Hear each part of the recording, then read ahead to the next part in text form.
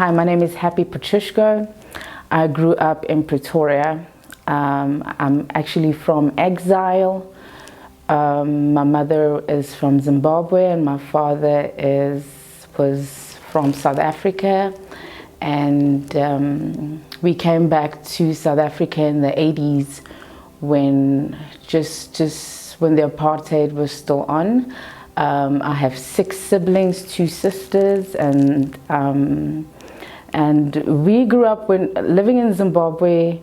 I come from my father was quite wealthy then, exiled, traveled abroad, spoke different languages, spoke German fluently. So we had it all, my childhood memories. So when my father decided to then move back to South Africa, he decided that we should then move to the city back then, and which so happens to be Sunnyside. And we were one of the first black family to move into Sunnyside, what it is today. So if you go to Sunnyside now, you'll see that it's commonly there's black folk that lives in Sunnyside, and just Pretoria itself, that black folk finally started coming in. But there's a story behind the fact of what happened when black folks started coming into the city, and I had to experience the unknown. So we moved into a place called the Salvation Army. My dad had lost that fortune and he came back from exile, sort of as an undercover. So we came from wealth to almost nothing. We lived in a mental institution that had white folk. Again, you have to picture a little family that's now living in a place where they have to adapt what they do not know. There's racism. It's just something that is unknown to a child. I remember my first childhood trauma that I experienced. I don't like to call it abuse, because if you come from a black family and you use the word abuse, it sounds taboo to us. I mean, when you have old school parents who disciplines children, my first childhood memory, I remember my father physically attacking me. This was a strong, respected man that was very respected in the community. If you looked at him, you addressed him as sir. He had the presence of a king. But he had a lot of triggers and a temper, because he was an orphan himself from the Pedi tribe, from Limpopo, Karaskukuni. So he had to, the man that he had to be, he himself had a lot of trauma going on. So he had a lot of triggers. We came from a very strict background where you're not allowed to wear pants, you're not allowed to put makeup on, you address your elders as yes ma'am, and that kind of strict background. But if you're strict with a lot of rage inside of you and you're trying to discipline your children, it doesn't work. But if you have discipline with love, there's always a difference there. So I think that's where my father's downfall was, that he was strict but had so much rage, and he had his own demons. So obviously he had a business talk that I was 7 years old, and he had a business discussion that he had with a gentleman outside, and he came in, and then I just was walking past, and I remember I poured salt on the floor that triggered my father, where he ended up hitting me to a state that I had blood pouring down my head, severely, that my mother then rushed me to the hospital. And I think that's when I developed a sense of no affection in the house. And in these times, I know that people, especially, I keep using our black folk, because that's what I know, that old school, there was no hugging. When I hear of parents, hugging their children, for me that is taboo. It was unheard of in my house. And because my dad had lost that power and strength that he had, he became a sickly man. He had sugar diabetic, high blood pressure. He had a pacemaker in his heart, so he couldn't really provide.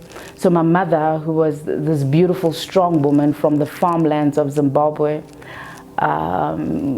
she had to then consider what she's going to do in terms of taking care of her children. She then studied a Red Cross nursing course, and she was a nurse, meaning that a home nurse looking after the old age, meaning that she was not at home because she had to provide.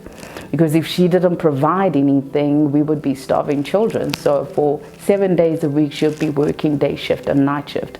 So what does an 8-year-old, 9-year-old child do when there's nobody in the house and you're surrounded by wealthy white people around you? The flats in Sunnyside was back then. Sunnyside was a different story. People lived, they had wealth, and we grew up poor. So I remember the one time I was outside just roller skating, and a gentleman, an elderly gentleman, saw me and offered me, I think it was a piece of cake. And coming from a background where you don't eat from your neighbors, I remember when you're looking for love and you're not getting it from your house, obviously anything that comes to you with love, you become fragile and gullible. And I remember going into his flat and I would watch cartoons, and I felt like he was a father figure. For a couple of weeks, he would then make me a cheese sandwich. There's always this joke that I make with my friends, because my friends are pretty grounded off and from wealthy backgrounds, and I always say to my friends, you've been eating cheese for a long time. So like if you get a cheese sandwich at school, you know, it's like you come from a good home, you know. So I mean, being looked after by that elderly man, I felt comfort. But then again, the molestation started, and that's when I experienced my first sexual experience. And it confused me, because here's a man that is supposed to be like a father figure to you, and this now happens to you, and I had to be quiet about it. And it upsets me when people approach people and say, but why didn't you tell anybody? Why is it that you don't tell anybody? Somebody's taking care of you, is looking after you, you're a child, all you want is a father figure. So that judgmental spirit in a lot of people need to be a little bit more sensitive with that question, I believe. The molestation carried on for a very long time, I think, until I was 12 years old. I then had a friend of mine who lived at this flats, project flats. So what happened is that the Afrikaans community, the government, because it was back then, just when apartheid was ending, they looked after their own. So what they would do is they would look after the people that earned a certain amount, and they would build this building called the Schubert Park Flats, and they would pay a certain fee according to their salary. So in that way, I convinced my father so we could move away from the trauma of me being molested and just living in that mental institution, surrounded by these old school people that just had a lot of madness inside of them. And we are the only family living there. So it's also very important that when you're young and you're made to make decisions for adults, I think I was put into that position a lot, where I had to grow up very quickly and try and get my family out of a situation. So many times I had that gift where I would hustle in terms of, I need to get my family out of this mess from a very young age. So I convinced my father to move to Schubert Park Flats because of his background, being in exile, being from exile. The government agreed that we should move in there. the older siblings of mine, they were abroad because they grew up abroad, and they were there during the time that my father was doing okay. So my siblings, I have siblings that studied. It's just me and my youngest brother who's late. We discovered the streets, but the rest of my siblings went to school. My youngest sibling also studied. He's a graphic designer, bless his soul. And my older siblings, they are career driven. But myself and my brother that comes before me, who's now late, we had that street hunger because what was happening in our environment. So because my mother was always out working, we ended up being with these thugs in the project flats, and at the age of about 12, 13, again, you know, what you see is what you adapt. And I remember my father telling us when we moved into those flats that we should go for a swim. They were beautiful flats. I mean, they really took care of their own. And I remember walking into the swimming pool, and just picture a 12-year-old in those days walking into the swimming pool, and it's just all white Afrikaners. And as I walked in with my siblings, my youngest siblings, everybody just sort of got out of the pool, and you could see the face of confusion in their eyes. Some of them had a face of hate. Some of them, they knew that, you know, the apartheid is ending, and obviously they were expecting that, but not as that soon. So I had to already develop a thick skin and I think I got that from my father, as to, I will not be bullied. I will come into this pool, I will sit down, and I will have a swim, you know. So I remember that was the first time that I sort of, again, because I come from not a violent upbringing. I've been beaten up my entire childhood by my father in terms of his ways of disciplining. So I always fought most of the time. I'm not a fighter by nature, just the world made me a fighting person. So my brother cried and said, no, this boy then called my brother the K word, and then I had to take care of business and handle that boy, and then those people, the Afrikaans community in the project flats, they knew not to mess with me and my brother. And that's how we started hanging out with them. And these guys were heartless. Most of them were heartless, most of them were broken, but we formed a community of love in that brokenness. And that's when I started dabbling with drugs, and I started smoking and drinking and just getting into the mandrags. And my parents somehow put us into a very good school in Sunnyside. So I had two lives, where here I am in the project flats hustling in that way, and then I have to go to the school in Sunnyside where I have my friends that are wealthy, and then there also again I have to behave a certain way. I've always had class because my mom, you can't buy class. It doesn't matter how poor you are, you know. My mom would, whatever she did, whatever salary she had, she always made sure that we looked proper, you know, that we looked proper. I always looked good. So you wouldn't say that when you got home, you know, there's levels of poverty, but poor we were. That's a fact.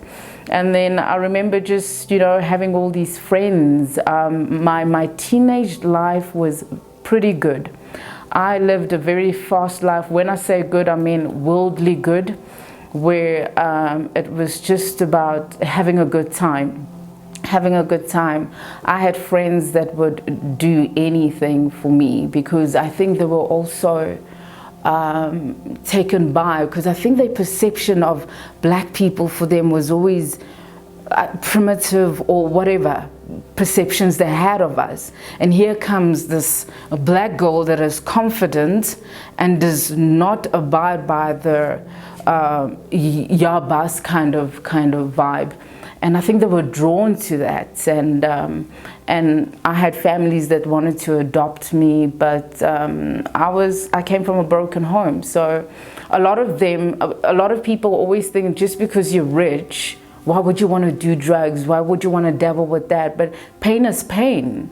There's also in homes where a lot of my friends came from some kind of pain. So the only community that would form is broken children dabbling in drugs, and that's what it was. It was just party, party, party, where the next party is. And those times we didn't have phones, cell phones, so we'll just really rock up to people's houses and where's the next party. And that's how I grew up, just this fast life of constant drugging and just really having a worldly good time. I started working at the age of 14. The molestation continued again by a neighbor in Schubert Park. It's just amazing how the universe works. I was skating just when we moved, and the cat came out of a flat, and a man came out again. I ran for the cat, tried to play around with the cat, got called in, and I got molested again. So obviously then the trauma continues. I then met an angel. Okay, I met an angel at the age of 17. My friends, it was all about party, drugging, and just having a good time. But there was something different about this individual. He wasn't drawn to all the attention that I got. When I was hanging around this individual, I felt, because all the time in that age that I was 12, 13, 14, I had to act like a grown-up. I had to be like a grown-up. So I would get into clubs because the way that I looked, I had braids until, lengthy braids. I wore heels at the age of 13. So I matured a lot. But when I met this angel, who was my age, I felt like a child again.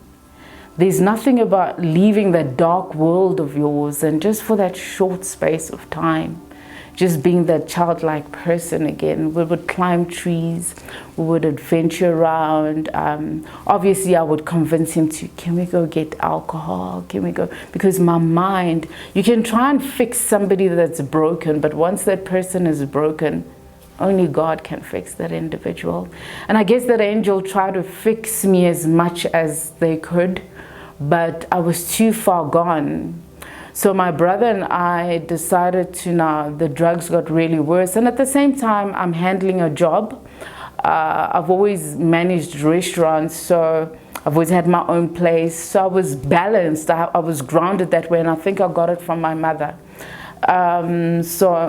But in my latest stage, 6 years of being friends with my best friend back then, we started to develop feelings with my best friend, who I call my angel. And in my early 20s, we then started dating, and he did the best that he could. We lived in Ferry Glen.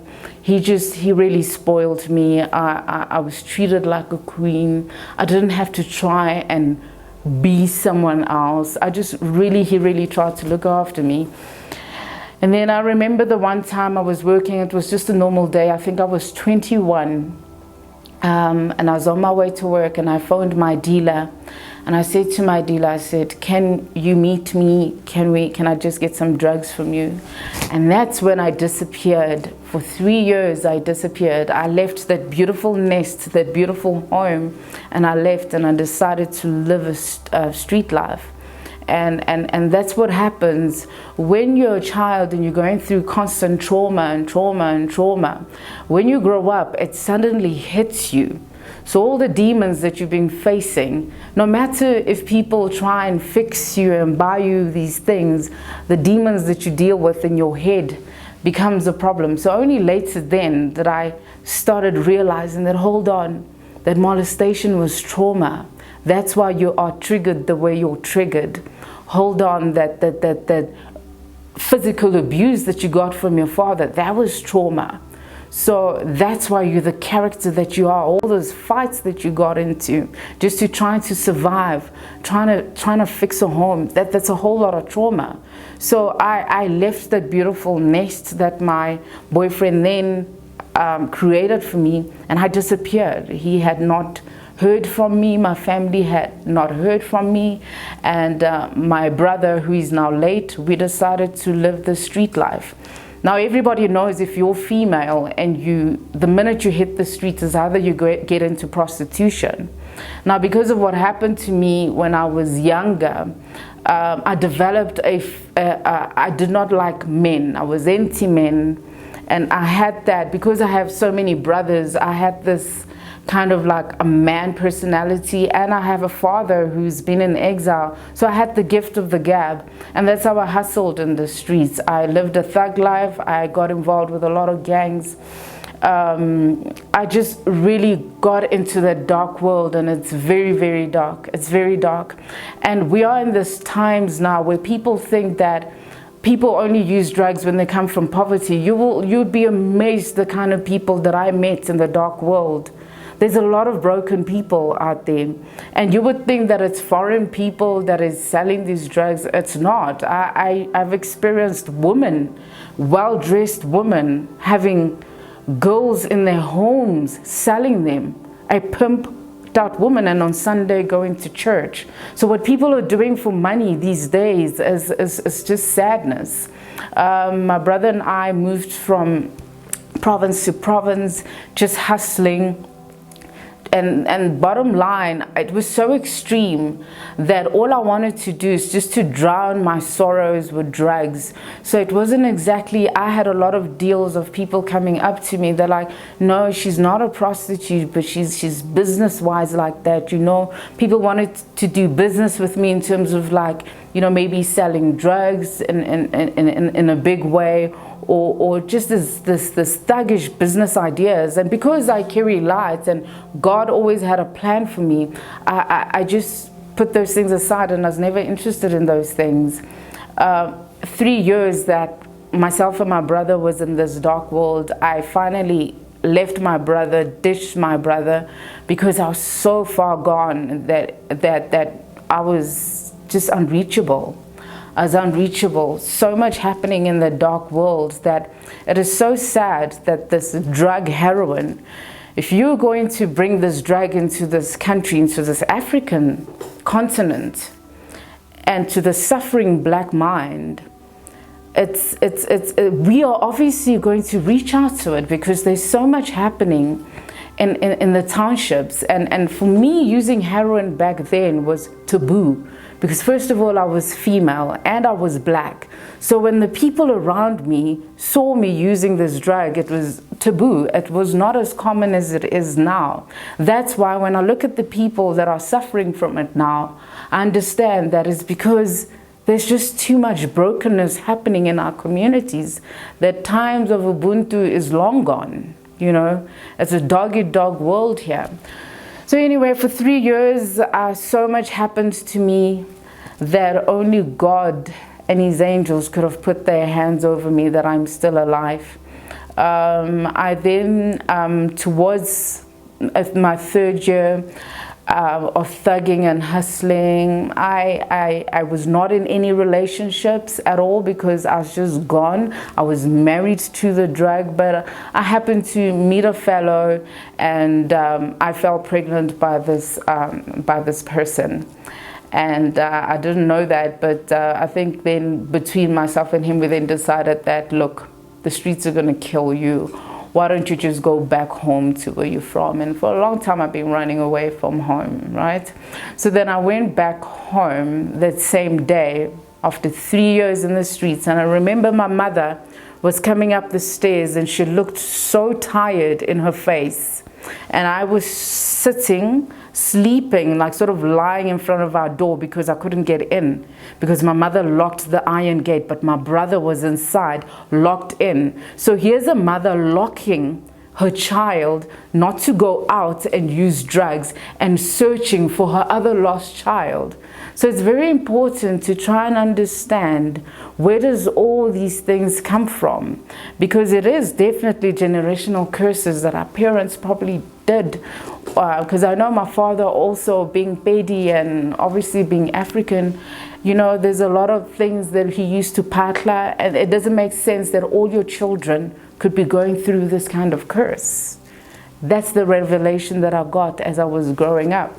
So my brother, there's my mother, and my mother immediately took me back to where she's from, took me back to Zimbabwe, the farmlands, and I stayed there for 3 months, and that's when God began his job in me.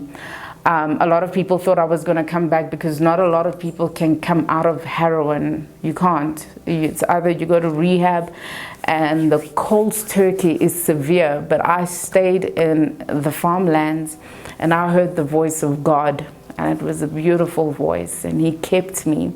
He protected me, and he was with me throughout those 3 months that I was there. I went cold turkey. And I came back, and God already had a plan for me. And I remember I was looking for a job, and my sister organized me a job as an air hostess. And I was going through that interview, and also trying to just get out of the street life, going back to the restaurant industry. And I remember I felt a little bit dizzy, and I was nauseous, and I was throwing up, and I was then rushed to the hospital, and then something was just happening. And I worked in that restaurant for about a month, and my demons started coming up again, and I hit the streets again. And this time, if your place is clean, your body's clean, there's always more demons. There's a part of the Bible that tells you that it goes and collects more demons. So when I hit the streets again, I severely got more into the drug scene. There was no coming back. It was just death, two things, death or prison. But God still had a plan for me. So I remember I used so much crack cocaine, because crack cocaine was my downfall. You name any drugs, I've used it. And I remember I was walking to go hustle for my drug money, and as I was walking, I fell and collapsed right on the street. And all I could hear is these voices in the ambulance. They kept on saying, she's pregnant, she's pregnant, she's pregnant. And I OD'd.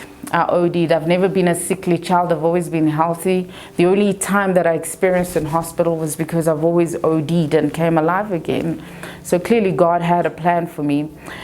Got to the hospital, and I was told that I was 5 months pregnant. So had I not gone to Zimbabwe for the 3 months, the child inside of me would not be here as we speak.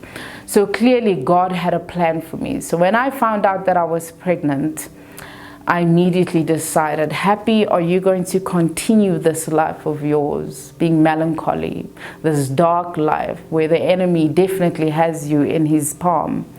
And are you going to be the living dead, or are you going to give life a second chance? Not for you.